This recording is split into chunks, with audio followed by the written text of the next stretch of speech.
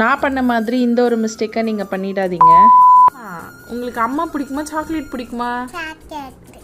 Chocolate தான் பிடிக்குமா? நிஜமாக இந்த ஒரு ஆன்சரை நான் எக்ஸ்பெக்ட் பண்ணவே இல்லை. சாக்லேட் கொஞ்சம் ஹெல்த்தியர் வெர்ஷனில் ட்ரை பண்ணுவோமா?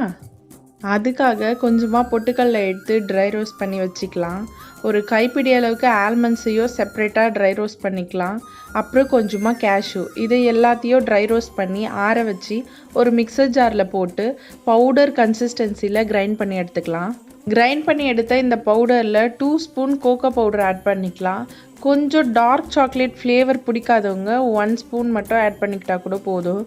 ஸ்வீட்னஸ்க்காக 1 ஸ்பூன் ஹனி, 2 ஸ்பூன் நாட்டு சர்க்கரை, 1 ஸ்பூன் அளவுக்கு கோகனட் ஆயில் எடுத்துக்கிறேன். இதெல்லாம் ஒன்றா பைண்ட் ஆகுற மாதிரி கொஞ்சம் கொஞ்சமாக வாட்டரை ஆட் பண்ணி இந்த மாதிரி ஒரு கன்சிஸ்டன்சியில் கிரைண்ட் பண்ணிக்கலாம். ஒரு பாத்திரத்தில் இந்த மாதிரி பட்டர் ஸ்ப்ரெட் பண்ணி விட்டுட்டு அதில் அந்த அரைச்ச மிக்சரை சேர்த்துக்கிறேன். இதுதான் நான் பண்ண பெரிய மிஸ்டேக்கு. இந்த மாதிரி பிரெத்தாக இருக்கிற பாத்திரத்தை யூஸ் பண்ணாமல் கொஞ்சம் ஃப்ளாட் சர்ஃபேஸ் இருக்கிற பாத்திரமாக யூஸ் பண்ணிங்கன்னா சாக்லேட் இன்னும் சீக்கிரமாகவே ஃப்ரீஸ் ஆகிடும். அதுக்கு மேலவே கொஞ்சமாக நட்ஸ் எல்லாம் சாப் பண்ணி ஆட் பண்ணிக்கிறேன். இவ்வளோ டெக்கரேஷன்லாம் பண்ணிவிட்டு ஃப்ரீசரில் வச்சுட்டு காலையில் வந்து பார்த்தா சுத்தமாக ஃப்ரீஸ் ஆகவே இல்லை.